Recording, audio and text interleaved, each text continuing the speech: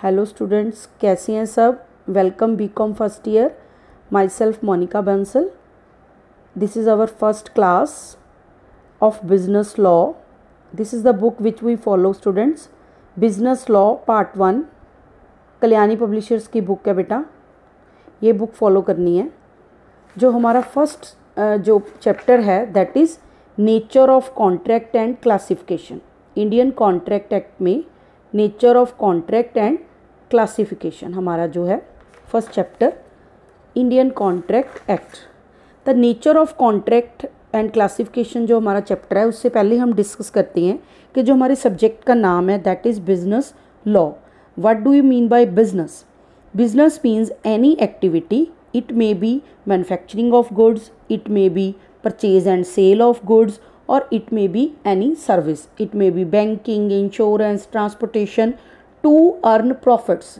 जब कोई भी एक्टिविटी परफॉर्म की जाती है जिसका मोटिव क्या होता है, प्रॉफिट अर्न करना होता है, तो हम उसे क्या बोलते हैं? बिजनेस बोलते हैं। दूसरा वर्ड जो हमने यूज़ किया है दैट इज़ लॉ।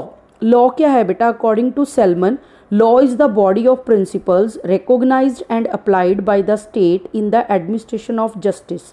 क्या मीनिंग हुआ कि जो लॉ है वो क्या है? जो रूल्स, रेगुलेशन, प्रिंसिपल्स बनाए गए हैं स्टेट के द्वारा, एडमिनिस्ट्रेशन के द्वारा, ताकि जो मैनेज किया जा सके स्टेट के, उसको तो क्या बोलते हैं? लॉ। तो जो बिजनेस लॉ है उसका मीनिंग क्या हुआ? बिजनेस करने के लिए जो रूल्स, रेगुलेशन, प्रिंसिपल बनाए गए हैं, जो लीगली बाउंड करते हैं किसी बंदे को किसी काम को करने के लिए, ऑपरेट करने के लिए बिजनेस को, तो उसको क्या बोलते हैं हम? Business law. नेक्स्ट जो हमारे पास है that is law of contract. तो लॉ ऑफ कॉन्ट्रैक्ट जो हमारा चैप्टर का नाम है वो क्या है? लॉ ऑफ कॉन्ट्रैक्ट कि जो हम बिजनेस कर रहे हैं, जो हमारा business day to day transactions हो रही हैं, उसमें बहुत सारी पार्टीज इन्वॉल्व हैं, तो हमने देखना है कि जो हम डीलिंग उनके साथ कर रहे हैं, क्या वो डीलिंग जो है उसमें 3 क्वेश्चंस आते हैं। क्या? The law of contract is mainly concern with 3 questions. First, is there any agreement? क्या हमें कोई एग्रीमेंट आपस में हुआ है? दूसरा, can the parties to such agreement enforce it in a court of law? जो एग्रीमेंट उनमें हुआ है, क्या उसको एग्रीमेंट में से अगर कोई पार्टी उसको पूरा नहीं करती तो उसको कोर्ट में लेके जा सकते हैं उसको बंदे को?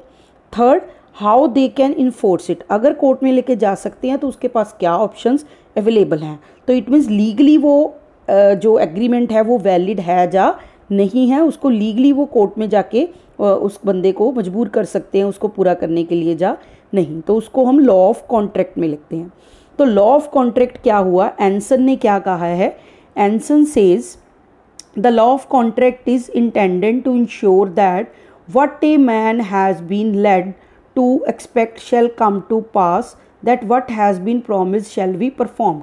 तो लॉ ऑफ कॉन्ट्रैक्ट का मतलब क्या है कि जो एग्रीमेंट किसी बंदे ने किया है, क्या उसको करने के लिए वो लीगली बाउंड है कि जो उसने किया था, जो उसने प्रॉमिस किया था उसको वो निभाएगा ही निभाएगा, तो उसको हम बोलते हैं लॉ ऑफ कॉन्ट्रैक्ट।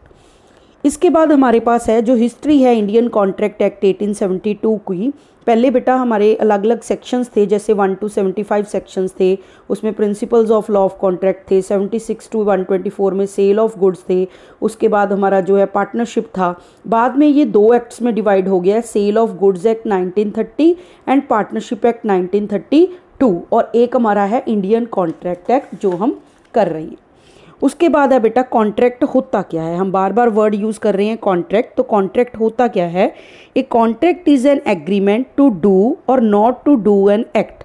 कहता हम जो कॉन्ट्रैक्ट करते हैं वो कुछ भी हो सकता है कि हमने किसी के साथ एग्रीमेंट किया है कि हम ये काम करेंगे इसलिए, जहाँ हम ये काम नहीं करेंगे इसीलिए। तो कहने का मतलब कॉन्ट्रैक्ट ये चीज़ का भी हो सकता है कि तू ये काम नहीं करना, मैं तेरे को इतने पैसे दूंगा। ये भी हो सकता है कि तू ये काम करेगा तो मैं तुझे इतने पैसे दूंगा। लेकिन एग्रीमेंट वो it is legally binding agreement which is enforceable at law. कौन सा एग्रीमेंट? जो प्रॉमिस लीगली हम कोर्ट में जाके इन्फोर्स करा सकें उस बंदे के अगेंस्ट, उसी को हम क्या बोल सकते हैं? कॉन्ट्रैक्ट। देखो आगे क्लियर होगा कैसे। सेलमन की डेफिनेशन है contract is an agreement creating and defining obligations between the parties. तो कॉन्ट्रैक्ट क्या है? एक जो एग्रीमेंट, एक जो प्रॉमिस आपने किया है किसी के साथ, उसमें क्या क्रिएट कर रहा है? आपकी जिम्मेवारी क्रिएट कर रहा है कि जो आपने प्रॉमिस किया है इस प्रॉमिस को आपने पूरा भी करना है। बेटा जो हमारी कॉन्ट्रैक्ट एक्ट है उसकी डेफिनेशन है सेक्शन 2H के according, that is 2H of the contract act defines a contract as an agreement enforceable by law. देखो सबसे छोटी डेफिनेशन है an agreement enforceable by law. तो इसका मीनिंग क्या हुआ कि वो प्रॉमिस जिसको आप लीगली कोर्ट में जाके इन्फोर्स करा सकते हो, फोर्सफुली उससे मनवा सकते हो, उसको हम क्या बोलेंगे? कॉन्ट्रैक्ट बोलेंगे। मतलब एक जो आपने किसी के साथ प्रॉमिस कर लिया, हर प्रॉमिस जो है वो कॉन्ट्रैक्ट नहीं है, सिर्फ वही वाला प्रॉमिस कॉन्ट्रैक्ट है जिसको आप लीगली कोर्ट में जाके इन्फोर्स करा सकते हो। जैसे सर फ्रेडरिक पॉलक ने लिखा है, every agreement and promise enforceable at law is a contract. तो हर एग्रीमेंट और हर प्रॉमिस जिसको जाके आप कोर्ट में इन्फोर्स करा सकते हो तो उसको क्या बोलोगे? कॉन्ट्रैक्ट बोलोगे। तो दो मेन कंडीशन होगी किसी चीज़ को कॉन्ट्रैक्ट बनने के लिए, एक तो वो एग्रीमेंट हो, एग्रीमेंट मतलब दो पार्टीज आपस में किसी काम को करने के लिए प्रॉमिस करें। दूसरा इट्स इन्फोर्सेबल एट लॉ, दूसरा वो प्रॉमिस जो है वो इस तरीके का होना चाहिए कि जिसको जाके कोर्ट के पास उसको इन्फोर्स कराया, लीगली बाउंड कराया जा सकता हो, तो उसको हम क्या बोलेंगे? कॉन्ट्रैक्ट बोलेंगे, नहीं तो नहीं बोलेंगे। तो इट मीन्स दो कंडीशंस होगी, एग्रीमेंट हो प्लस वो एग्रीमेंट इन्फोर्सेबल एट लॉ हो। तो अब पहली बात आई कि एग्रीमेंट होता क्या है। एग्रीमेंट क्या है बेटा? देखो, a promise is defined in section 2B as a proposal when accepted becomes a promise. ठीक है, ये तो हो गया प्रपोजल का। उससे पहले 2E की डेफिनेशन है, एवरी प्रॉमिस और every set of promises forming the consideration for each other. कोई भी प्रॉमिस या ग्रुप ऑफ प्रोमिसेस जो आपने किसी बंदे से किए हैं उसको हम क्या बोलते हैं? एग्रीमेंट बोलते हैं। जब आप किसी बंदे को, प्रपोजल का मतलब क्या हुआ? जब आप किसी बंदे को ऑफर करते हो कुछ कि मैं जो है तुम्हें इतने पैसे दूंगा, तुम ये काम कर दो, तो उसको हम क्या बोलते हैं? ऑफर। अगर दूसरा बंदा उसको एक्सेप्ट कर लेता है तो वो क्या बन जाता है? प्रॉमिस बन जाता है। Promise is defined as a proposal when accepted becomes a promise. एक बंदा कुछ ऑफर कर रहा है आपको, अगर आप उस ऑफर को एक्सेप्ट कर लेते हो तो वो क्या बन जाती है? प्रॉमिस बन जाती है। तो एग्रीमेंट के लिए इट मीन्स दो चीज़ें होना जरूरी है, एक ऑफर हो और एक एक्सेप्टेंस हो। तो हो गया, दो पार्टीज होंगी, एक कुछ ऑफर करेगी और दूसरी पार्टी उसको एक्सेप्ट करेगी। तो एग्रीमेंट का मतलब ऑफर हो और एक्सेप्टेंस हो। तो agreement is equal to offer plus acceptance. ये है बेटा, ये था आपका एग्रीमेंट। सेकेंड पार्ट जो है आपका that is enforceable at law. Enforceable at law का मीनिंग क्या है कि लीगली आप उसको क्या कर सको? कॉन्ट्रैक्ट को लीगली ऑब्लिगेशन बना सको। लिखा है, an agreement to become a contract must give rise to a legal obligation. बंदे की लीगली ऑब्लिगेशन हो कि कोर्ट के थ्रू भी जाके आप उस बंदे को उस बात को मनवाने के लिए मंजूर कर दो। वो जो है सोशल नेचर का नहीं होना चाहिए। सोशल नेचर फॉर एग्जाम्पल, आपको आपके फ्रेंड ने डिनर पे इनवाइट किया, जब आप उसके घर पे गए तो उसके घर पे रात को ताला लगा था, तो आप उसके लिए उसको कोर्ट में न लेके जा सकते। दैट इज सोशल नेचर का आपका कॉन्ट्रैक्ट है, उसमें कोई लीगली बाउंडेशन नहीं है। चाहे उसमें ऑफर थी, उसने आपको ऑफर की डिनर के लिए, आपने उसको एक्सेप्ट कर लिया, तो एग्रीमेंट तो बन गया दोनों में। लेकिन इन्फोर्सेबल एट लॉ नहीं आया, क्योंकि जो कोर्ट है उससे आप जाके ये मनवा नहीं सकते कि इसने मुझे डिनर पे बुलाया था और इसने नहीं करवाया, तो इसको आप लीगली बाउंड नहीं करवा सकते। तो हम उससे बोलेंगे कि ये इन्फोर्सेबल एट लॉ नहीं है, तो ये कॉन्ट्रैक्ट नहीं बना। घरेलू नेचर का कॉन्ट्रैक्ट है जो, ये एग्रीमेंट है जो बना। इसके रिगार्डिंग जो आपका है एग्रीमेंट होना चाहिए और इन्फोर्सेबल एट लॉ होना चाहिए। इससे बहुत मशहूर केस है, एक इंपॉर्टेंट केस है बेल्फोर वर्सेस बेल्फेयर का। आपकी बुक में दिया हुआ है, बेल्फोर वर्सेस बेल्फोर का केस है बेटा। कई बार शॉर्ट नोट में पूछ भी लेता है बेल्फोर वर्सेस बेल्फोर केस क्या है।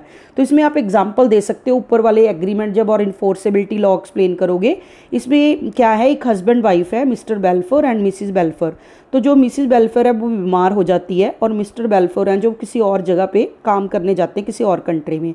तो वो मिसिस वेलफेयर को क्या कहता है कि मैं तुझे 30 पाउंड जो है हर मंथ है जो भेजा करूँगा बाहर से, और तुम बीमार हो इसलिए तुम यहीं रहो। लेकिन जो मिस्टर वेलफेयर है उसको उतनी इनकम नहीं होती, वो पे नहीं कर पाता उसको, तो नहीं कर पाता तो मिसिस वेलफेयर जो उसकी वाइफ है उस पर केस कर देती है कि ये मुझे इसने प्रॉमिस किया था और पे नहीं करता। तो कोर्ट ने उसको क्या किया, the court held that it was a mayor domestic agreement, घरेलू एग्रीमेंट है, ये नहीं है कि उनका डिवोर्स हुआ था इसलिए उसने रैंसम मांगी थी या उसने कोई ऐसा किया था, ये तो उनका डोमेस्टिक आपस का मामला था, इसलिए इसमें कोर्ट जो है इसमें कोई लीगल एक्शन नहीं ले जा सकता। ये है बेलफेयर वर्सेस वेलफेयर का इंपॉर्टेंट केस है बेटा, ये जो आपकी बुक में दे रखा है। तो इन सब का निचोड़ क्या हुआ, हम क्या कह सकते हैं बेटा कि एक कॉन्ट्रैक्ट को बनने के लिए क्या होना चाहिए, एग्रीमेंट होना चाहिए। इट मीन्स एग्रीमेंट का क्या मतलब था, एक पार्टी ऑफर करे दूसरी उसको एक्सेप्ट करे, और दूसरी बात क्या है, इन्फोर्सेबिलिटी एट लॉ होनी चाहिए, लीगली आप उस कॉन्ट्रैक्ट को इन्फोर्स करा सको कोर्ट में जाके उसके खिलाफ। जैसे आप किसी से गुड्स परचेज करने का कॉन्ट्रैक्ट करते हो, वो इस डेट को आपको डिलीवरी देगा, आपने उसको पैसे दे दिए, उसने उस डेट को माल की डिलीवरी नहीं की, तो आप उसको क्या करा सकते हो, कोर्ट में जाके इन्फोर्स कर सकते हो, लीगली उसको बाउंड है जो कर सकते हो। तो then contract is equal to agreement plus enforceability at law. तो ये आपका आज का टॉपिक था बेटा, हम इतना ही करेंगे, आप इसको कवर कर लो। इसमें कोई भी डाउट है आप मुझसे ग्रुप में डिस्कशन में पूछ सकते हैं। और उसके बाद जो नेक्स्ट टॉपिक है हम कि इन्फोर्सेबल एट लॉ होने के लिए क्या क्या कंडीशंस होनी चाहिए बेटा। 10 कंडीशंस हैं जो पूरी होनी चाहिए, तभी हम मानेंगे कि वो लीगली बाउंड है जो हो सकता है। वो हमारी नेक्स्ट वीडियो में हम करेंगे। तो आज के लिए टेक केयर बेटा, best of luck for your studies.